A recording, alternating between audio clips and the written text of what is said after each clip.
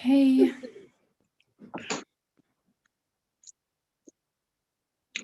The meeting is now live streaming. Perfect. All right. Sharing my screen. Okay, and maybe you guys can give me a thumbs up in the chat if you can see my presentation here.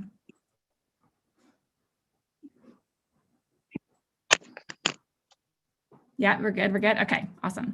Okay. We are rocking and rolling here. I'm going to switch to my presentation mode. Okay, how's that looking? All good? Okay. So today we are talking about 3 ways to manage mom overwhelm and anxiety. Okay, so for those of you who are just joining, I invite you to drop your name in the chat. Let us know who you are, where you're coming from, and how old your kids are. That gives us a really good sense of okay. And if I look over here, it's because I'm trying to manage the chat at the same time here. So let's jump in. So these are the kinds of things that you might be relating to this morning. So first of all, being a mom might be feeling really, really hard and overwhelming right now. You feel like everything is just so much, and for some reason it's hard for you. So anything that you relate to, drop like a yes or a, oh my gosh, that's me in the chat, okay? Maybe you're feeling guilty that you're not being the kind of mom that you really want to be. You might be feeling really frustrated, have little patience, getting angry, kind of losing it a bit at your kids. Maybe you're just not that happy. So if you're resonating with this, definitely let me know. Okay. Yeah. Another thing here is that you might feel like it's totally impossible to create any kind of balance. So you're feeling like totally depleted. There's never any time for you. Okay, so this is a really common way to feel right now. And some of us wonder, like, why is this so hard? But this is so, so normal. Being a mom of little kids is incredibly difficult, especially right now. This is a hard season of life, okay? We've got the pandemic stresses that are on you. So things like having to, every week or two, figure out what's the new plan. How are you going to adjust? How can you make sense of all of this? It's really, really difficult, setting boundaries over and over again, feeling cut off from your resources and your supports, losing your income and your freedom. Like there's so many extra pressures on you right now that is difficult. Okay, I'm just going to ask everybody as well as you're joining to make sure you mute your mic so that it doesn't interfere with our audio. I can't quite hear on my end, but if anybody has their mics on, then it can kind of make the sound a bit funny. So just a little heads up. Okay. The other thing is that parenting and relationship stresses are very, very real. Okay, so having young children is one of the biggest stressors in life. We know that from tons and tons of research, that the stage that you're in is actually more stressful than other times of your life. You feel probably disconnected from your partner. A lot of people feel like tons of resentment toward their partners, which is really normal, I will add. And it's just hard to adjust to being a mom. So look at all of these things that are on you right now. That's a lot. That's a lot. Okay. So if you're resonating with this, let me know. I'm trying to see if I can check out the chat here as well. And admit, so there's some of the moms are still joining us. So I'm trying to admit everybody as we go here as well. Welcome to our new guests. This is great. Okay, awesome. I can see the chat here now. Yeah, thank you, Amanda. You said you can mute people if I need. It's difficult for me to do that because there's hundreds of you here. So I just ask that everybody make sure you have muted your mics, and I can see your chat now. So this is great. Okay. Amazing. Candace says, pretty sure you're saying everything that's in my head. Yes, I hear you. And it's because this isn't because of you. This is because being a mom is actually really hard right now. Okay. Okay. Let's keep going. So this is how you might be feeling these days. So when we talk about anxiety and overwhelm, sometimes these words are a bit buzzy, but it's like, what does anxiety actually even mean? So sometimes you might feel like you're buried under a huge weight, like you're just drowning, and you wake up in the morning and you're like, oh my God, how am I going to actually get through this? That could be part of what's happening. Anger and resentment is a really common manifestation of anxiety and overwhelm. So I know whenever I post anything about anger toward your partner, so many moms relate, and my partner's in the room right now, but he doesn't mind me saying this, that it can be incredibly overwhelming. Yeah. Are we all good? My tech assistant? Okay, good to go. Sometimes you might be feeling weepy and emotional, so that can be really difficult to sit with as well. So that's often a sign of anxiety and overwhelm. And then being unsettled and just worried all the time. So sometimes it's just all too much. So just checking into the chat here again, you know, some people are feeling like sleep deprivation, babies are always waking up. Jennifer says, all of this connects to me. Is it KJ says, OMG, resentment, my husband playing computer games for even 5 minutes. Yeah, so resentment during this time of life is really common. Okay, so what I want you to do right now, I want you to take a moment and check in with yourself. So bring your attention to yourself right now. I know there's a lot going on in the chat. Thinking about you in this moment, what caused you to sign up for this workshop? How are you actually doing? Okay, so I want you to drop one word in the chat that represents how you're feeling these days as a mom. Okay, and then I invite you to take a look at some of the words that moms are sharing. So overwhelmed, burnt out, exhausted, anxious, lonely, exhausted, trapped, drowning. Yeah, exactly. Fear, defeated, frustrated, disconnected.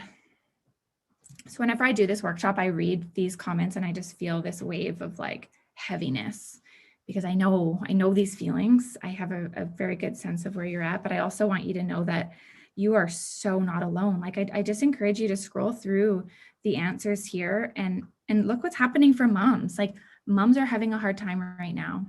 Okay. So I appreciate you starting at this point. What I want you to really know, and take this in, so pause and look at the screen here. It makes sense that you're having a hard time. And I actually invite you to put your hand on your chest or on your heart and say this to yourself. It makes sense that I'm having a hard time. Okay.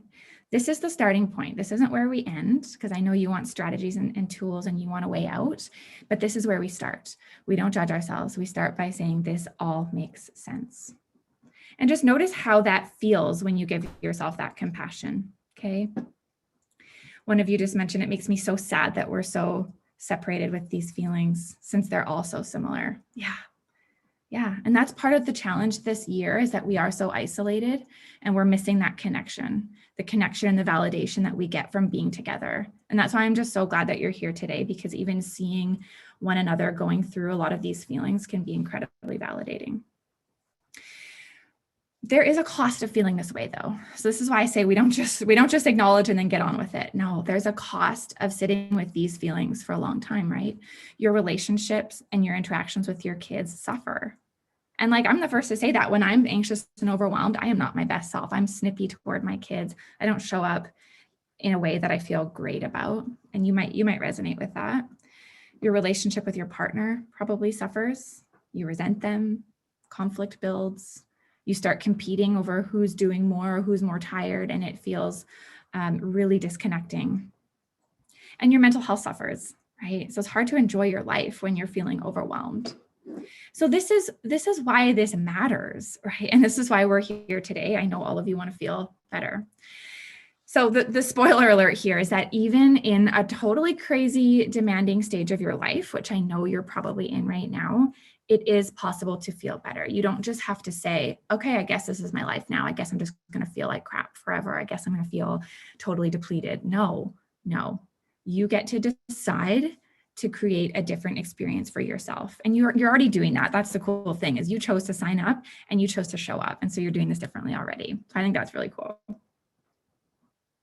Yeah. Okay. So who am I to be teaching you? Most of you don't really know me, so I'm going to share a little bit more about me so you understand where I'm coming from. So first of all, my background is in psychology. So I have an undergrad and graduate degrees in psych and counseling psych, and some training in maternal mental health in particular. I also call myself like a self-help book fanatic. Like my bedside table is piled full of research articles and things. That's what I enjoy doing. So I love this stuff. I also have a private therapy practice. So I support moms entirely through pregnancy and into their journey into motherhood. And then I run online programs and create a lot of resources online that help moms transform their experience. So this workshop is part of it. I also have bigger programs and support groups that can really help you take this to the next level. So Mama Shine here is one of the programs, and I'm actually opening the doors to it right now. So I'm going to be talking about this program a little bit at the end of the workshop, because it can be that next step for those of you who are ready to dig a little deeper. Okay. All right, just going to admit a few more of you mamas showing up here. Amazing. Okay. So here's what I think matters more. And I know you probably have little kiddos around, so I'm going to try not to drop swear words here, but my path to becoming a mom was bumpy AF, if I can say that. So I actually struggled with ridiculously high expectations. I had a really mean inner critic, literally zero sense of how to ask for help. I think I was too proud or was trying so hard to do everything right. I was not taking care of myself. I buried my emotions, resentment built toward my partner. It wasn't good. Okay. So my kids are 5 and 6 now, but 5 years ago, I was in a very different place. And I share this with you because sometimes we look at therapists and we think, oh, their lives are fine. They know how to get through all of this. But like, I'm here because I was in the same position that you are. That's why I'm even talking to you about this today. Okay. This was my MO. Push through, work harder, pretend everything is fine. So let me know if this sounds familiar. Does this sound familiar? Okay, so Nikki said in the chat, this is me to a T. Whenever I share this, moms say, oh my gosh, that's exactly how I operate. And this is why I tell you, because it doesn't actually work. I tried operating this way. It does not work. So I got to a point where I went to my doctor, literally convinced that I had a lung problem. And it's kind of hilarious in hindsight, but at the time, I just thought I couldn't breathe. I thought there was something wrong with my lungs. I needed a lung scan. And she was like, Kate, that's anxiety. And I was already a mental health therapist at the time. I knew about anxiety, but it was a total blind spot. I had no idea. There was nothing wrong with my lungs. I was just totally overwhelmed. So again, you might relate to this, and I hope you feel a little bit less alone because of what I'm sharing. Okay. So a little bit more about my story. I went on a bit of a quest to find happy, and a few of these places I looked were not the best sources. And maybe you relate to this too, like way too much wine or tequila or anything I could get my hands on to make me feel like a little bit better in the moment, but never ever does that work.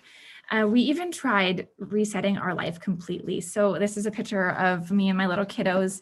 At one point, we sold everything we had and we left our normal life for a year.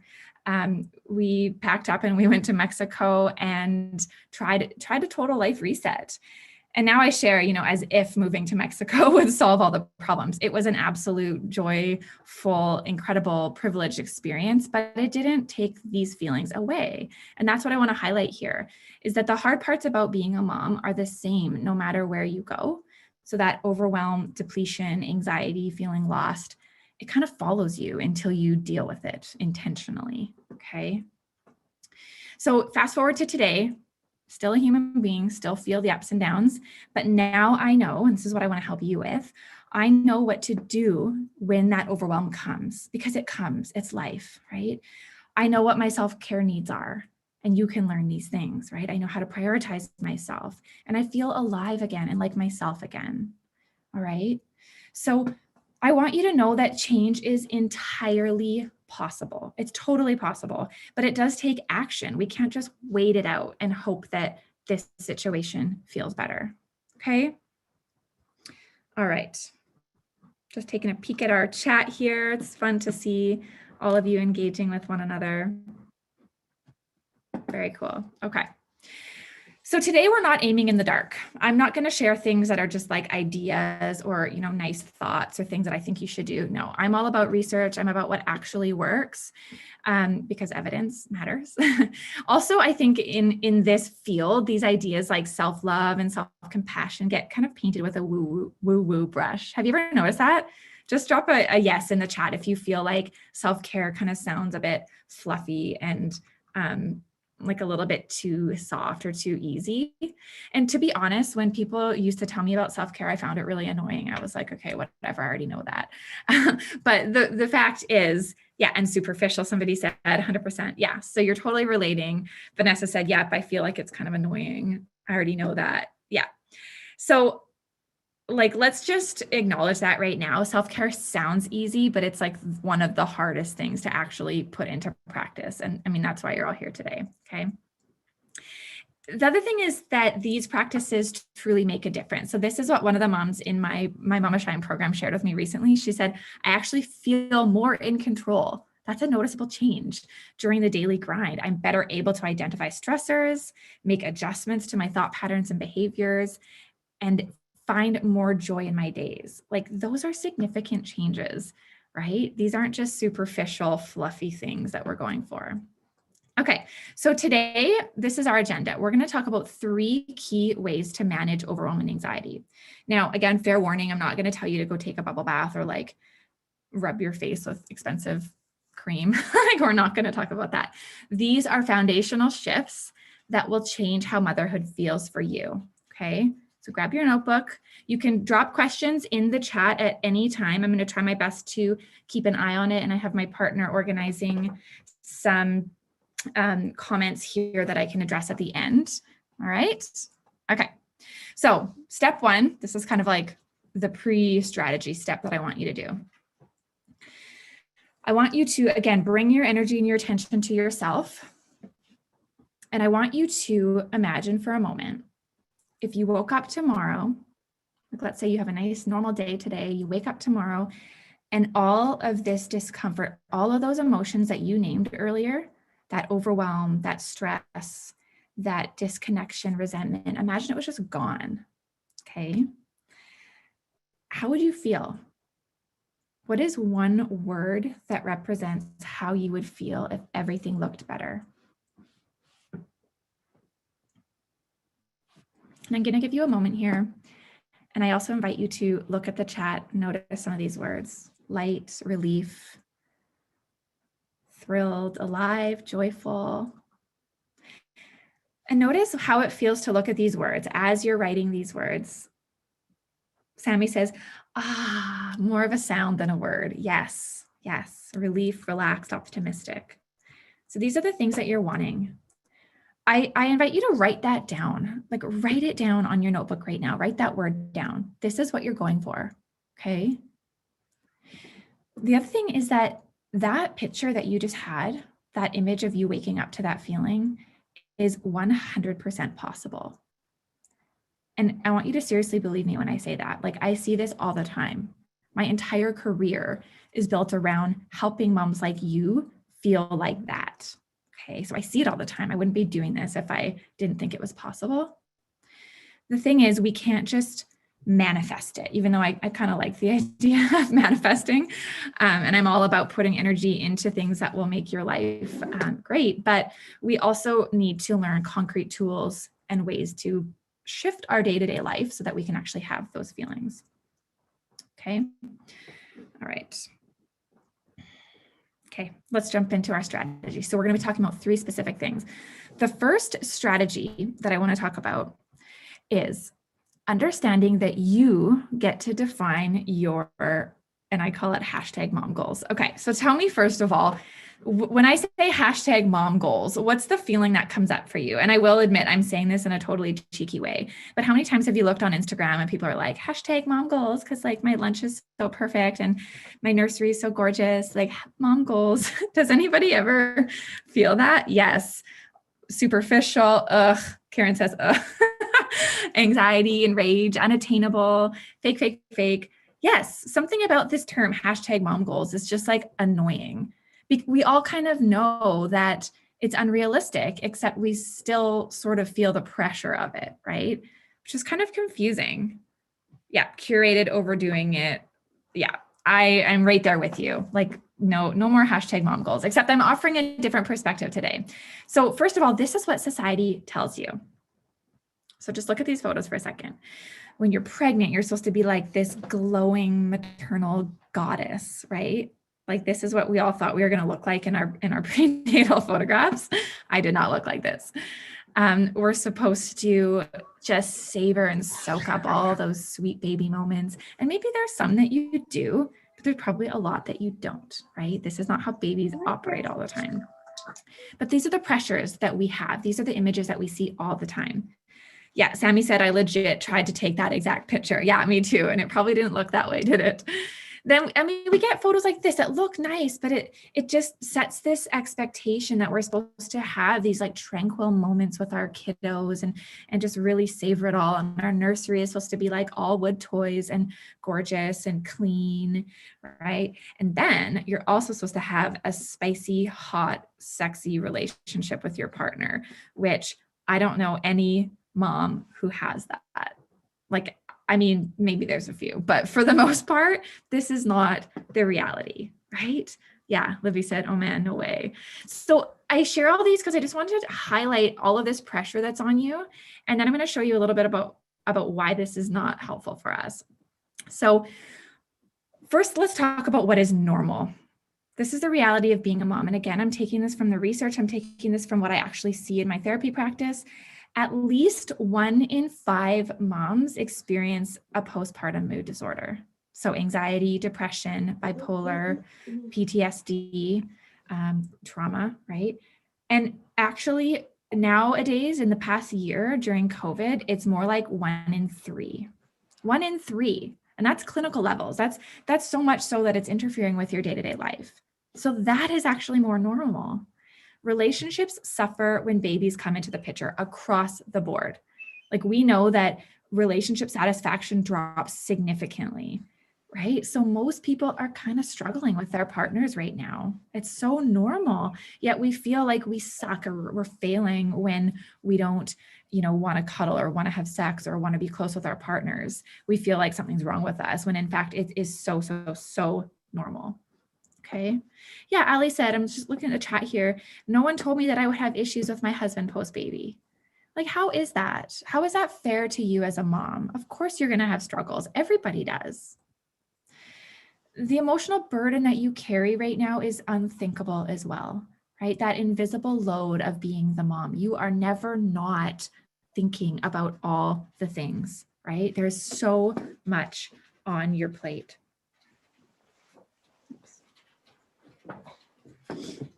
Yeah. Just taking a peek at the chat for a moment here.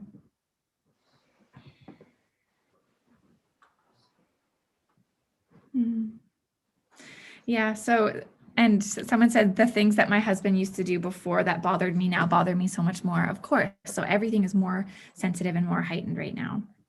So the fact is most moms don't love everything about motherhood. Okay, that is actually the reality, right?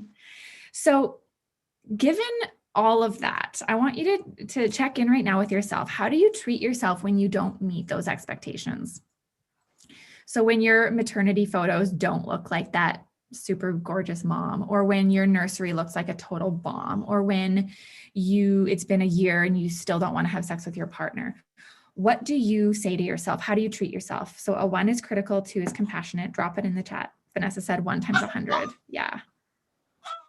Like I normally never see a 2 here, and that feels sad to me, but it also feels like, oh my gosh, I'm so glad we're here talking about this. Okay. Yeah. Eliza said, I kind of just give up. Yeah. One of you just said, I feel critical, like I'm atypical. So if anybody feels atypical right now, look through the chat and realize that actually you are so normal for feeling this way. Yeah. Okay. And I relate to this, right? I think often our normal dialogue is to criticize ourselves.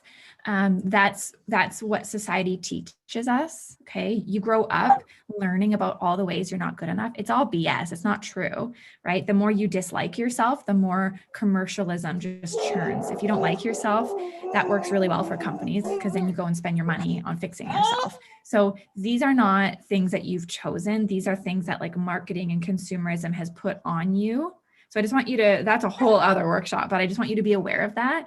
If you judge yourself, it's definitely not your fault. You learned how to do that. However, as adult women now, we need to decide, are we going to continue doing that, or are we going to learn a different way? Okay. There are costs of judging yourself. There's costs of being critical. And it's not just like a nicey idea. It actually causes more anxiety and overwhelm. And I'm going to walk you through that. So when we have unrealistic expectations of ourselves, like when we think our house is going to look a certain way, our sex life, our body, our parenting skills, blah, blah, blah, blah, blah. When we think it's going to look like way up here, then it leads to self-criticism because we're never going to reach that. There's always going to be a gap between that expectation and reality. And then we conclude, I guess I'm not good enough, right? I guess I'm not good enough. So unrealistic expectations make you feel not good enough. See how that's working? And what happens is when you criticize yourself, it actually stresses your nervous system. So basically it's your nervous system, your brain and your body reacts as if it's under threat. It's that old school brain like that thinks a tiger is attacking it. So that's why you feel panicky, and that's why you feel like you can't sleep, and that's why your thoughts go and you can't turn off your brain. Like that's anxiety. But self-criticism leads to that. And so this is why we need to develop self-compassion. It's not just like a nice thing to do, it's crucial. Okay.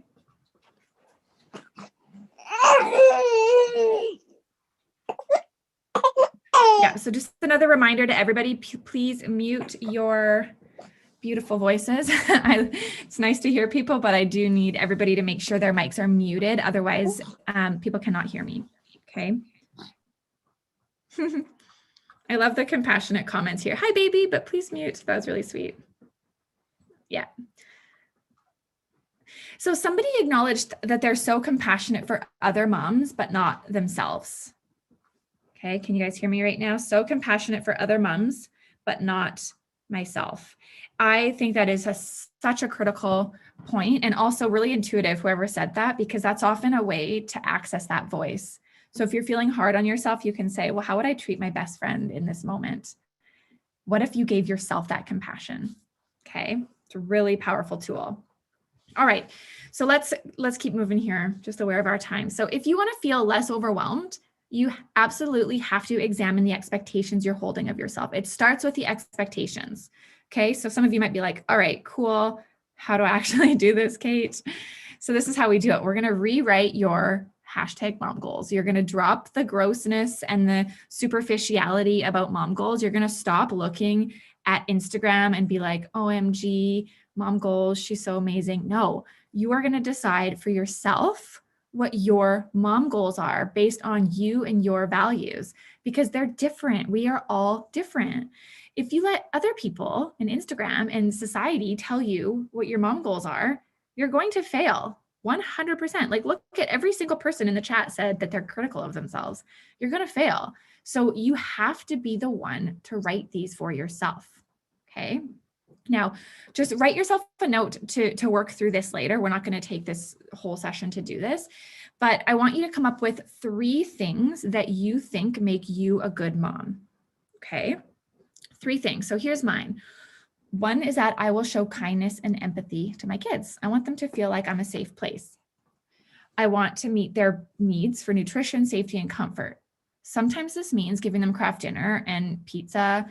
And like last night, I let my kids drink some Diet Coke, like not my best moment, but it's okay. It's balance, right? So I also want to model to my kids what it means to take care of themselves and respect themselves. And the way we teach our kids to care and respect for themselves is by caring and respecting for ourselves. If we are depleted, if we refuse to take care of ourselves, that's what they're going to do too. It's very simple. So we need to be the model for our children. Okay. All right. So notice what's not here for me. What's not here is a good mom always puts everyone else first. I don't believe that. You might. I don't. But you get to decide. A good mom never loses her patience. I lose my patience. I don't want to be like that all the time, but sometimes I lose my patience. That's okay. A good mom loves everything about motherhood. I disagree.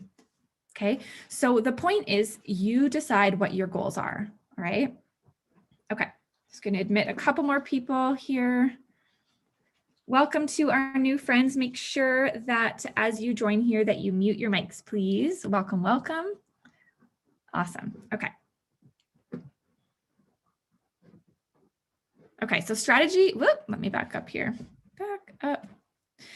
So this is a really important one. Second strategy, self-care can happen when your kids are around. So I know that you know that self-care is important. Okay, this isn't the first time you heard this. And again, this is easy to understand, but hard to actually do sometimes. So it's not a nice to have. That's really what I want you to see here. This whole concept of caring for yourself is foundational for your mental health. And if any of you came to the Vibrant Mama Summit, this is a summit that I did a couple of weeks ago, the idea of self-care was the common thread for every single dimension of wellness in your life. If you don't care for yourself, nothing else is going to work very well. So this is like your battery. I mean, we would never let our iPhone batteries die. I mean, we do, but then we go plug them in right away, right?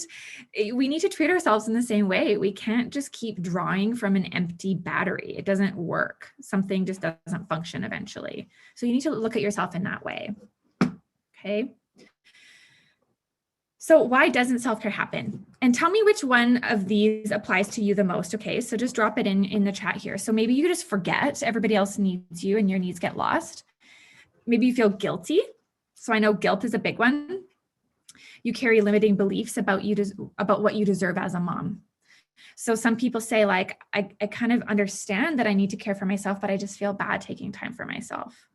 Yeah. So Brianna says she forgets to eat constantly. I forget I run out of time. Yeah. Guilt.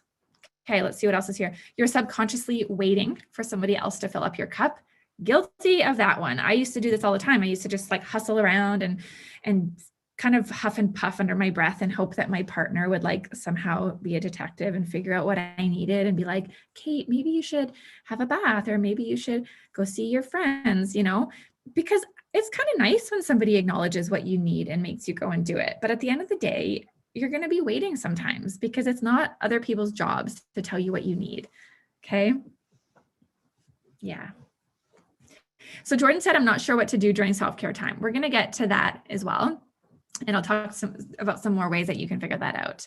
So the last thing here is you just can't see how to fit it in. You haven't discovered how to make time. So these are all very real obstacles, but they're not excuses to never do any self-care. Okay.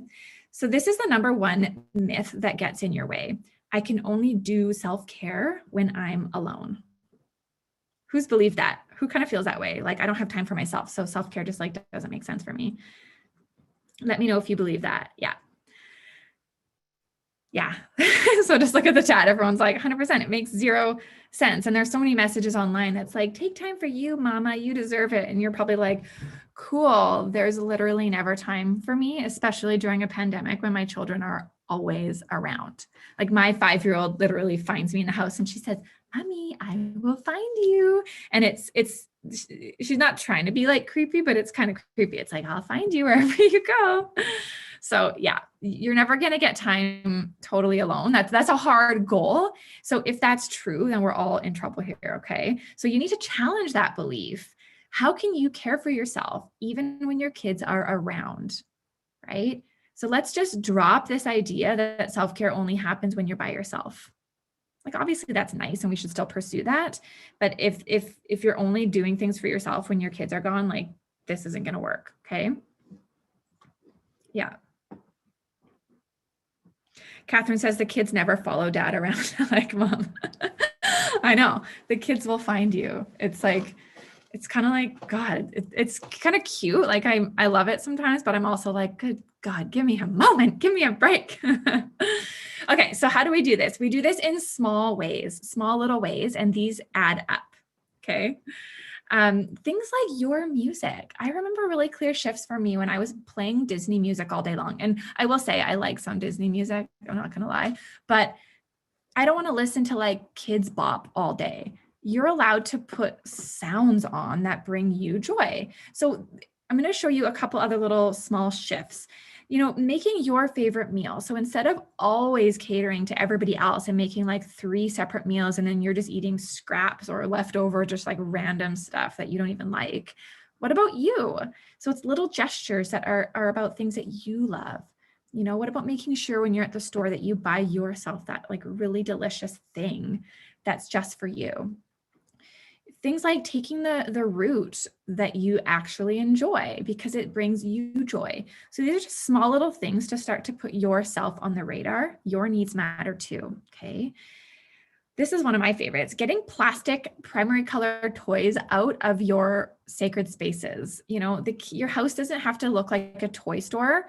I think it's okay to have some rooms that are a bit crazy. I mean, I've always had that, but save something for you. Save your bedroom for you if you can. Maybe kids are in your bedroom right now and that's fine too, but like figure out what space is yours so that you can give your mind a break from being on mom mode all the time.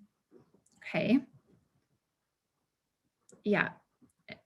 Just looking in the chat here, drop your ideas in the chat too. If there's anything that you do that you find is really calming or feels like it's just for you in the day, drop it in the chat so other moms can see some ideas.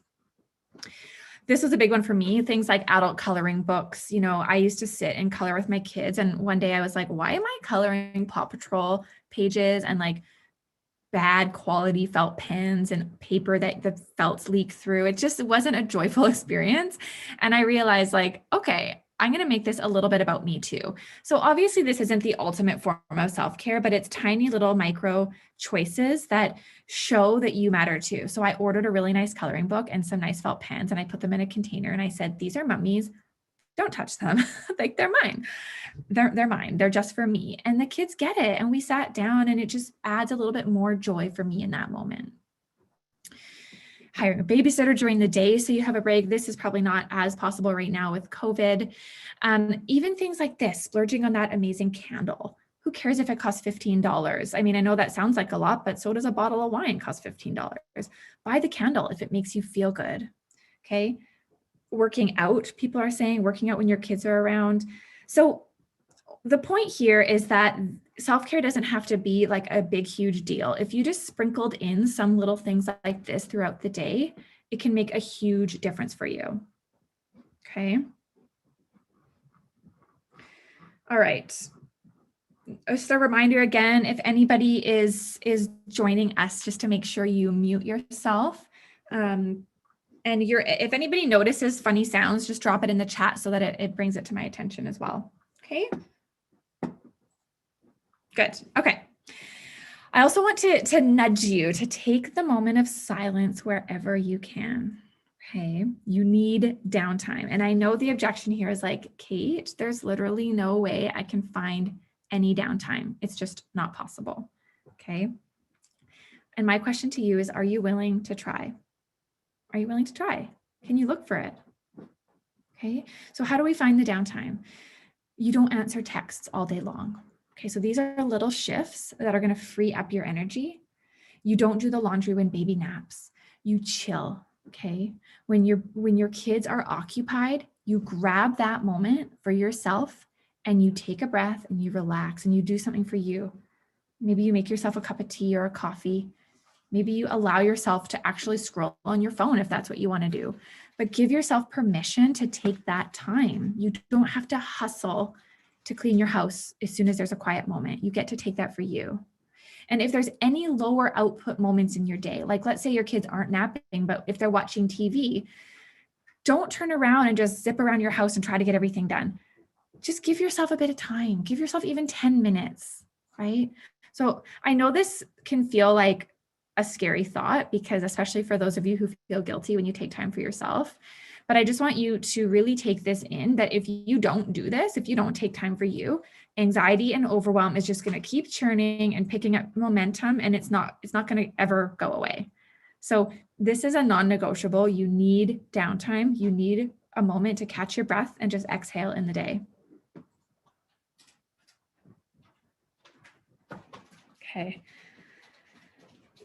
Okay, so I'm just taking a quick look at our chat here. So Summer says, what if mess triggers my anxiety? Yeah, so I know I'm encouraging you and somebody else says clean helps my anxiety. So do a little bit of both, clean and then take a break. Or clean one area and then sit in that area and actually enjoy it. Maybe like clean up your room and make your room a sanctuary and go in there with a cup of tea and just enjoy your beautiful space, right? So I agree, my space can help calm my anxiety. So I'm not saying just like sit in a disaster, but try to do those things when your kids are awake if you can. And then if there is any lower output moment, try to relax. Like there's always, everybody's scenario is going to be different. So you have to find a way to make what I'm telling you today fit with your specific situation. But the point is, you just cannot be going at 100% all day long, right? You have to be willing to look for a way to slow down, look for an expectation to lower, look for something to let go of so that you can take a rest, or that you can at least breathe and just relax. Okay, it's going to look different for everybody, but what I'm nudging you to do is be willing to look for that moment. Okay. All right. So let's move on here to our third strategy. This is my favorite one that I think is not spoken about enough, but I know it's something that all of us are feeling. So strategy number 3 to manage your anxiety and overwhelm is finding connection and sisterhood. Sisterhood is like my new favorite word because whenever I say it, I just feel like how right it is. Even in this moment, you know, I'm sitting in a basement office, but we are all connected here. We are all connected. We're all over the world, but we're sitting here together. We're feeling the same feelings. We're working on the same challenges, and we feel supported with one another. Okay. So what is a sisterhood? A sisterhood is a group of women who choose to be connected in meaningful ways. Like look at the sisterhood, and I think we can call it that, of these different Instagram communities, right? Most of you came from Caitlin's community on milestones and motherhood. That is a sisterhood in and of itself. You are a tight group of mamas who are supportive, who see each other, who validate each other. That's what sisterhood is. Now, being connected and in community is an old need. This is not a new thing. And especially for women and for mothers. So women have been desiring this connection forever, right? Forever. We were never meant to mother by ourselves. So it's just been in this last, generation or two that mothers have been doing this on our own, right? Like even, I can imagine even your parents or your grandparents, when they had kids, they had their aunties and their grandmas and their sisters, and everybody helped out. And we don't do it that way anymore. Then throw a pandemic on top of that, and the isolation that moms are feeling right now has never been felt before. Okay. And so that it really does explain why you're feeling so defeated and so lonely and so disconnected. We need connection. I love the message in the chat. Happy Valentine's Day. I need sisterhood. Yeah. I'm going to talk about some other ways that we can continue this connection at the end of our presentation here today. Okay. So what does connection and sisterhood give us? It gives us this space to show up as we are, free of expectations or pressure, right? And you're seeing that even in this group. You're allowed to actually say what feels hard about being a mom and not worry about judgy people being like, you should be grateful or don't complain, right? You're not complaining. You're just acknowledging what feels hard, and you need a space to do that, right? You need to be able to safely share how you're honestly feeling. And you need to have your feelings validated, right? You need to know that what you're saying is totally okay. You're not alone. And then what I love the most about this connection and sisterhood that we're finding in different ways these days is really feeling like we're all in this together. We are all in this together. So I just want you to take a moment right now to recognize that. Right now there's almost 300 of you in the chat, and we are all feeling similar things. And I think that's kind of cool. Even though there's suffering, even though this feels overwhelming and difficult, we are all connected and we're all quite similar. I find that powerful. Yeah, thanks, Melissa. In the chat, she said, it's not complaining, it's just acknowledging what feels hard. Yeah, exactly.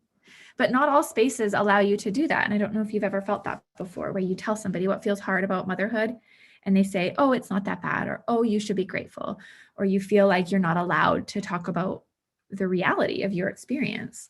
And that's why we need spaces like this. We also know that poor social support is actually correlated with depression, anxiety, and less ability to cope with stress. Like, hello, the things that all of us are feeling right now during a pandemic. And so, this is kind of sad to me, especially thinking of this last year and how isolated everybody is. This is why the perinatal mental health rates are so much higher right now. It's because you're alone in this and you don't have the connection that you need. So connection is actually really important for your mental health and your well-being. Yes. Yeah. I feel this big time, and I'm so glad that all of you are here and connecting with one another. And I love that you're supporting one another in the chat. So it's really beautiful. Yeah. So this is something that one of the moms in my Mama Shine group shared. She talked about how sharing the hardships of motherhood was so powerful. She was feeling tremendously overwhelmed, just like you are, just like what you talked about. And she said, I gained so much comfort and strength from the women in this group, more than I ever anticipated. Sharing the hardships of motherhood and learning to shine a positive light on ourselves with women who are in a similar and different situation has been such a gift.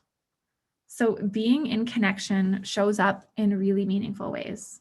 Okay, so where do we find this these days? So pop your ideas in the chat, okay, because I'm curious to know where you are feeling connected. Molly asked at the end, can I recap the things? Yes, I will absolutely recap the 3 things. This whole workshop is going to be streaming live on YouTube for another 24 hours afterwards. So if there are things that you missed, you can catch the replay over there. You just won't see the chat. So I think there's a bit of a loss there. Okay, so where are you feeling connected these days? Online groups and communities. People are saying in the chat here, Facebook, but find a safe place. Exactly. Not all Facebook groups are equal.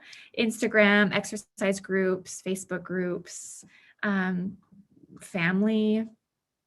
Yeah, and Vanessa says, as negative as Instagram can be, Instagram and influencers are saving my grace. Yeah, and I think with that, like Instagram can be incredible. I love Instagram, but you need to find accounts that you truly love and that you feel safe and validated. If you find yourself scrolling on accounts and then afterwards you feel crappy about yourself or you feel like you're not good enough, maybe don't follow that account, or maybe just don't follow it for a little while. And it's not that that influencer is a bad person or doing anything wrong. It's all about how it makes you feel. If you feel inadequate after, it's not helpful for you. It's going to increase that self-criticism that just increases anxiety. So be really careful about who you're following and what kind of media you're consuming. So here's some other ideas: going for outdoor walks if you can, depending on where you live and if that's within the restrictions of your area. Zoom calls with family and friends. Yeah, but the reality is it's hard right now, and it can feel kind of not good enough. I don't know if anybody is feeling that way, like tired of Zoom, tired of being online and connecting in groups. I get it. There's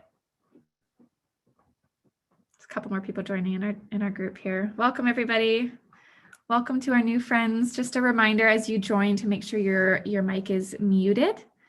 Awesome. Karen said, I feel more lonely after Zoom calls. Yeah. So sometimes it can be kind of weird closing your screen and then feeling like the silence and the heaviness of your space and being alone. Yeah. Yeah, okay. And lots of you are sharing that you feel that way too. I just want to hug my family. Yes. So I think like the challenge with this is that there's no replacement for that in-person connection. This doesn't replace it. Like, I wish we could be in a room together and seeing each other and sitting together and drinking coffee together. Like, wouldn't that be a beautiful thing? So this isn't that, but we have to be willing to take the next best thing right now, knowing that this is temporary, but you still need support. We don't just drop everything just because all we can do is meet online. Okay. Yeah. Yeah. It's hard to reach out, somebody said. And it's also hard to find the right place to invest your energy, for sure. I get that. Okay. So let's do that quick recap. So I've talked about 3 key shifts to managing overwhelm and anxiety. And these were really mindset shifts for the most part, and shifting the way that you're going about things. So first of all, you're going to rewrite your #mom goals, right? We're going to shift away from that unrealistic, superficial version of mom goals that doesn't help anybody. And you're going to decide for yourself what you care about and what actually makes you a good mom. So I really encourage you to do that. Find 3 things. It's kind of like your criteria of being a good mom, and write them down, put them on a sticky note, put them on your mirror. That's what you measure yourself against, not everybody else's standards. Okay. Second thing is finding ways to care for yourself even when your kids are around. So small little things, right? Taking a moment to actually blow dry your hair, making yourself a cup of tea, making yourself that beautiful lunch platter, because you're making it for your kids anyway. So do it for yourself too. So small little things. And then the third strategy is to find connections with people who support you and who understand you. Knowing that our sense of social support is a key factor for mental health. So if you're feeling anxious and overwhelmed, ask yourself, how supported do I feel, right? It's a key factor. Yeah, Quinn said, I would love to connect with moms who are also juggling work from home. Yes. Yeah, we're needing this connection. Emma says we're in complete lockdown in Ontario. There's nowhere to go. There's nowhere to go. So you're left with finding your support online right now. I know how hard that is. It doesn't feel good enough.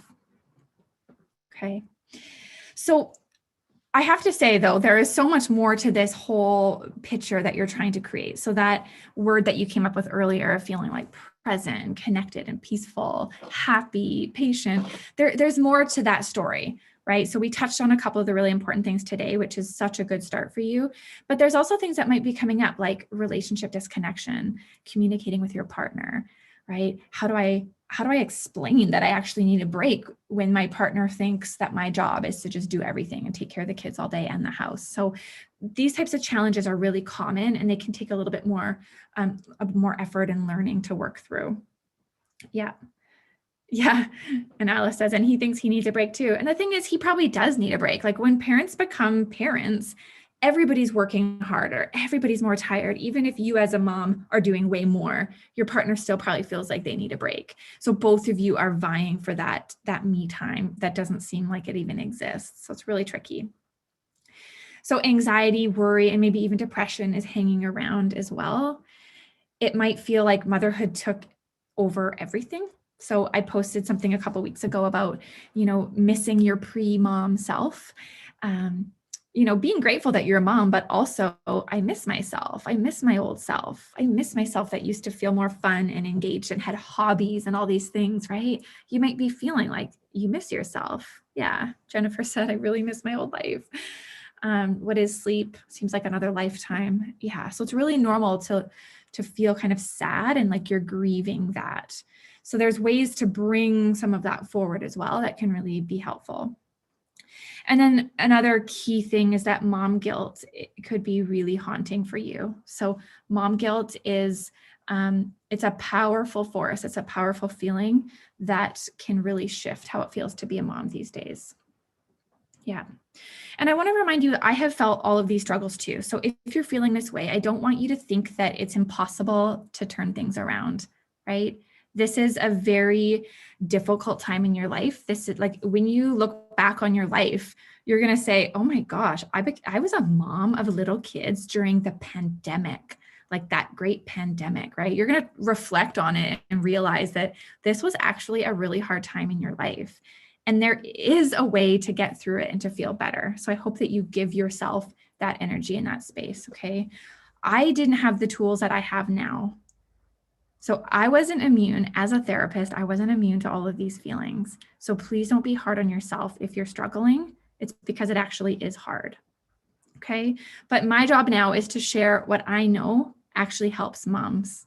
Okay. And I share this because I'm passionate about it. I know how hard it feels to be in the position that you're in, and I want you to feel a lot better. So today we talked about, oh, looks like somebody drew on the screen. I don't even know how that's happening.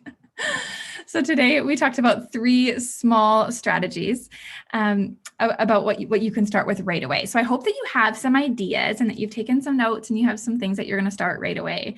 Some of you might be wondering what else you can do. So some of you listening today will think like, okay, I'm ready. I want to do more. I want to seriously take this on. So I want to tell you about what your next step could look like if you wanted a little bit more support. So for those of you ready to dive a little deeper, Right now, I've actually opened the doors to one of my favorite online programs that I have. It's called Mama Shine. And this is, it's a self-paced online program that helps you figure out how to create that balance and that calm, happy, joyful experience in motherhood. Okay, so the themes here are mental health, but I also talk a lot about relationships and intimacy because I know this is a huge topic for moms with little kids. And then, of course, identity. This is a big one for me. Figuring out who are you now? Who are you now as a mom, but also as a woman who has a lot of other things going on. So I really care about that. I think that you're more than a mom. I think being a mom is a powerful part of you, but you've got a lot of other things going on. So in this program, I help you reconnect with some of those things. Okay. So I teach the exact strategies that I use.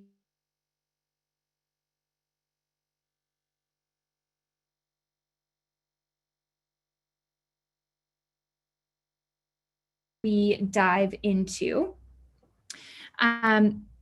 Actually, first of all, I'm just going to back up 1 second and take a peek at the chat. So just so you know, again, for those of you who have shown up here after I've shared this, this is live streaming on YouTube. The replay will be available for YouTube. So if you wanted to go back and revisit some of those points, you absolutely can. Any other questions here that I need to be tending to, hun? Good. Okay. So right now I'm telling you about a program that I'm offering right now. So these are the types of topics that we get into. I talk about how do you actually find effective ways to care for yourself? So some of you in the chat mentioned, like, I don't even know what to do for self-care. And we would help you figure out exactly what that is. Something that I dive into is looking at that inner critic. So remember at the beginning of today, we talked about how you're critical of yourself and self-compassion. I don't think anybody said they're compassionate. And so I teach you exactly how to do that. We talk about how to revamp your relationship post-kids, and in general, how to create more joy in your everyday life, not waiting 5 years, like not waiting for your kids to grow up before you can feel good again, but figuring out how do I actually feel really great now. So something for you to know, I only open the doors to this program twice a year. So I know most of you are new to my community, but I'm sharing this with you today because I don't want you to miss out on it. So the doors are open until Monday night, and then I won't be opening this up again until probably October of this year. So I just want to make sure you have a chance to learn about it and get into the program if you're interested. So these are the main feelings that I want you to have in this program is total relief, knowing that you're prepared to manage all of the stresses of being a mom, excitement, knowing that you're finally doing something for yourself, and then of course, confidence in what you're able to create. Let me tell you about what's included here really quickly, and then I'm going to ask a couple questions. Well, first of all, Kate said, is it with other moms and interactive like this? I love the sisterhood. Yes, that's a big part of this program. So first of all, what's included? We have 15 in-depth video lessons. So these are the self-paced pieces of this course. So I've recorded 15 videos about those key topic areas like mental health, relationships, joy, finding yourself again. So you can watch those on your own time. There's also 3 recorded meditations that actually I use these, and these are really helpful for managing anxiety and overwhelm. There's a workbook that goes with this as well, and then you get full lifetime access to the entire course and all of the updates. Now, this is the cool part that I'm really excited to tell you about. So if you join this round, there's going to be a 2-month private Facebook group. So it would just be for the moms that join the Mama Shine program.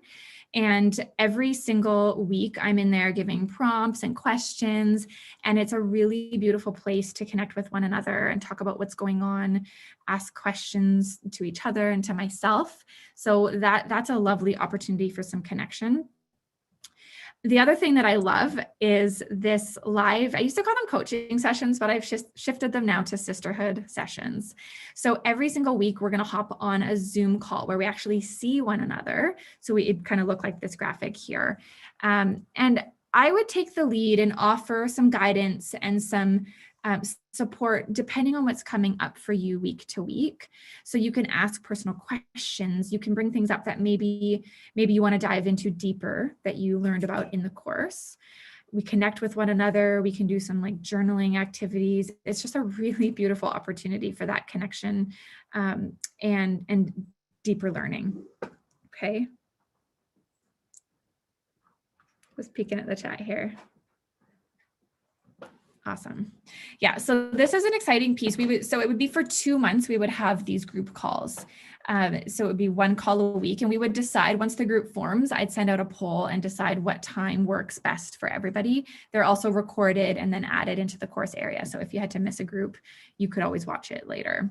This is what one of the moms said. She said, every meeting felt like a giant hug and was the encouragement I needed to keep showing up for myself. I loved these groups, and the moms have been telling me that they're like the best part of the program. And then I also throw in this really cute Mama Shine journal. I use this journal all the time. And that's just like a little snail mail package that I send to you if you join the program.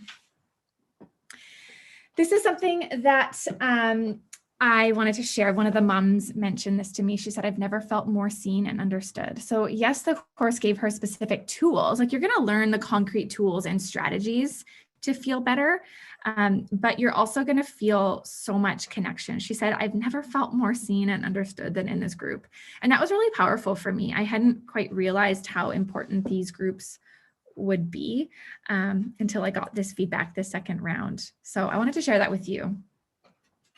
The link is in the chat. So you'll see it says moderator. That's my partner has dropped the link to the program page in the chat. So you're welcome to click that, and you can check that out if you have any questions. There's tons more information on that site. So I'm just kind of giving you like the high level of what's involved. So you're probably wondering the value. I also see Catherine said, how many people are in a group session?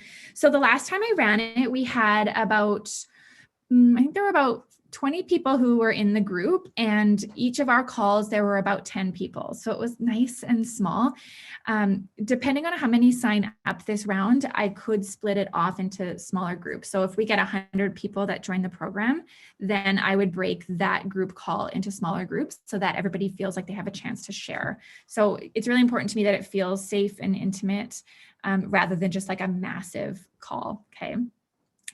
So the total value of the program, let me just walk you through the different pieces here. The course in itself is $597 value.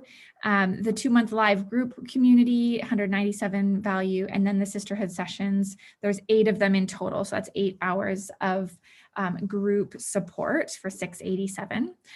So for the 2 times a year that I offer this as a bundle, the whole value is $1,481. And I offer it today until February 15th for $397. That's the full payment is $397 US. And I also offer a payment plan because I know not everybody has a chunk of cash sitting right there. And I understand that there's a lot of different things pulling on your resources right now. So that's why I'm really happy to offer a really accessible plan. So you can pay $97 a month as you go, okay? Okay. Any other questions? Just keep dropping them in the chat here. I'm really happy to answer them as we go here. The other thing I want you to know is I actually offer a money back guarantee, which I know it kind of sounds like infomercially, but to me, it's so important that you know, I know this is going to be useful for you. I have absolutely no question about that. But I also know it's hard to make any kind of investment, especially in ourselves. As moms, it's usually hardest to spend money on ourselves. So this, I hope, will help you feel confident that you're going to learn from this. Like, this is going to be incredibly impactful and powerful for you. And if it's not, then you just let me know and I'll buy the course back. Like, it's never happened before because everybody who takes it is just blown away with how much changes right away. But I want you to know that this option is there if you don't feel like it was worth your investment. Okay. So I would love to hear what questions you have, my friends. You could ask me questions about the Mama Shine program or questions about the workshop that we talked about today, questions about, you know, support that you need. Let me know. Sammy, thank you. You rock too. That's so sweet. Katie says this alone feels like self-care. It absolutely is. Like, you showing up here today is a version of self-care, right? Like, you gave yourself the time, and just notice how you feel now, and notice how you're going to go about your day, right? I think it's really cool to see the trickling effect of your self-care efforts. Yep, Jen said USD, right? Yes, it is USD. You're very welcome. Somebody said, thanks for the webinar. You're so welcome. Cheryl said, how would you compare investing in this program versus individual sharing? So I'm just going to stop my screen share here for a moment so you can see me. Can you see me? Yeah.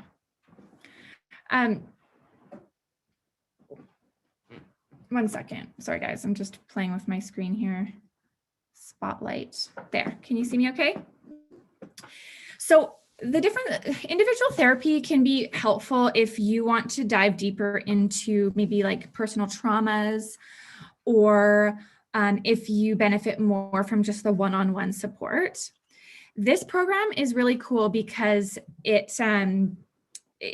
I've basically taken the themes that I see coming up with the moms in my therapy practice, like expectations, like mom guilt, resentment toward your partner, you know, intimacy, not wanting to be intimate, but kind of wishing you were more connected, but not wanting to be, like that tension in terms of sexuality and intimacy. So there's a lot of themes that come up for moms. And what I've done is I've built course content around those themes.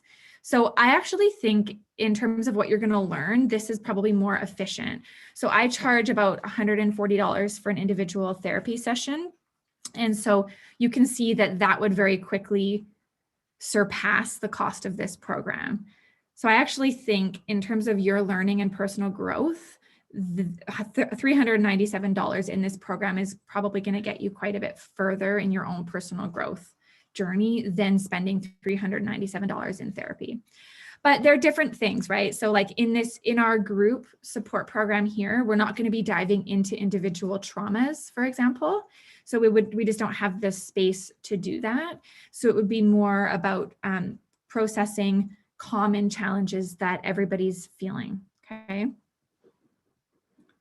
Okay. Does that answer your question?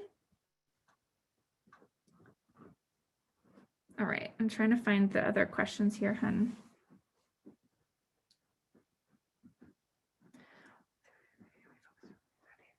Yeah. Sorry, I'm having a hard time seeing the questions here because my screen is full view. Okay. One more second, you guys. Sorry about this. I'm just playing with the Zoom technology is tricky for me. Okay, so next question. Someone said, I'm not a big fan of goal setting. Would I still find this beneficial? Yes. I don't think I asked you one time to set a goal, to be honest. I'm not really a big fan of like SMART goals and, you know, no, this is like genuine, heartfelt connection in terms of our sisterhood sessions.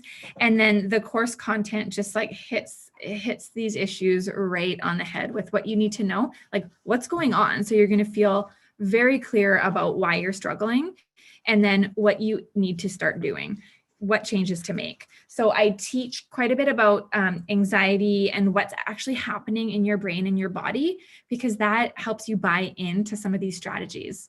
Like, I'm sure you've all heard about deep breathing and meditation, but it's like, why would I do that? It's hard to buy into that. So I do teach you a lot about what actually works and what's happening on a physiological level to bring your whole system down. So it's like quite a lot of concrete strategies that you'll definitely find useful tools. Okay. The other thing is that you have lifetime access. So let's say, you know, in a year from now, you feel like some of these issues come back, or maybe you have another child and things feel hard again, or you have a new experience. So there is a module in there about miscarriage and loss, for example. So many women experience loss and fertility challenges. And so there's a module in there that helps you process that. I also have a module about birth trauma.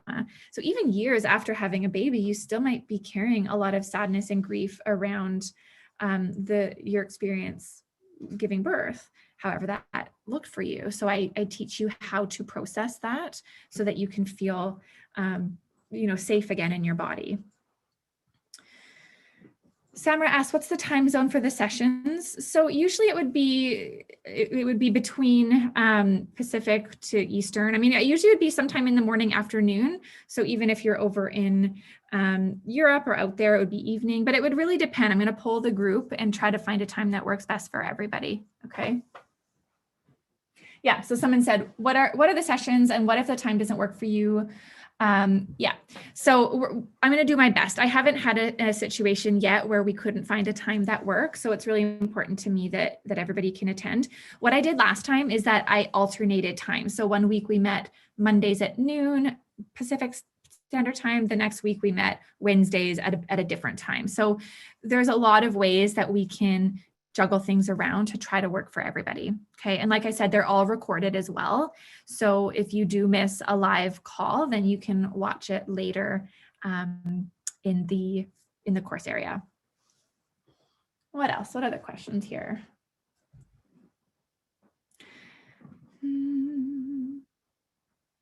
Okay. And we bought, Libby said smart goals. Those kill me. Yeah. They're not my favorite. They're kind of old school. Yeah. Yeah. Cheryl said, her goal was to carve out time for therapy sessions. Good. So the link is in the chat here. Our moderator, my partner, dropped the link in to learn a little bit more. I will send the link to this program via email as well. So you can take your time to look through that and make sure it feels like a good investment. Again, I want this to be like a heck yes for you, and just know that this is going to be valuable. Yeah, because there's a lot of things pulling on your resources these days. Any other questions that you have, friends? One more. Awesome. You're welcome. You're so welcome, Chelsea. Thanks, Hannah. If anybody needs to go, you're absolutely welcome to pop off. I just so appreciate you being here. And above all, like, you took action today. Well, a few days ago, you signed up. So that's step one. You showed up today. So give yourself a huge pat on the back, a hug even, put your hand on your heart and say, holy smokes, I just showed up for myself. And that is how you start making all of this feel better. You show up for yourself every single day. So I give you so much credit, so much, God, appreciation for how you showed up for yourself today. I wish you all a really beautiful weekend, a beautiful Valentine's Day. Katie says, I'll be there. Thanks so much for offering this. Does that mean you'll be there in the group in Mama Shine? I hope so, Katie. I'd love for you to join. She says, I feel so much better already. Yeah. So if you found that this session felt good and connecting, we're going to dive even deeper into all of this. So if you felt like this was helpful for you today, then take that as a little slice of evidence of how beautiful the Mama Shine program is going to be for you. So please reach out at any time if you need anything. When do we have until to sign up? February 15th at midnight Pacific time. So that's Monday night. Okay, so today is Saturday. You have a few days, and I'll email you with some more information and links. So you don't have to decide right this second. You can think about it. But yes, but you can sign up until Monday night. After that, the course price goes up to $597, and you don't get the group Facebook or the group session. Or the workbook, actually. So this is really the time to sign up if you want that connection and that support with me. Okay. Awesome. Thank you, everybody. Big hugs and love to all of you. I wish you the best, and we'll talk to you soon. Okay. I'm going to close the session now.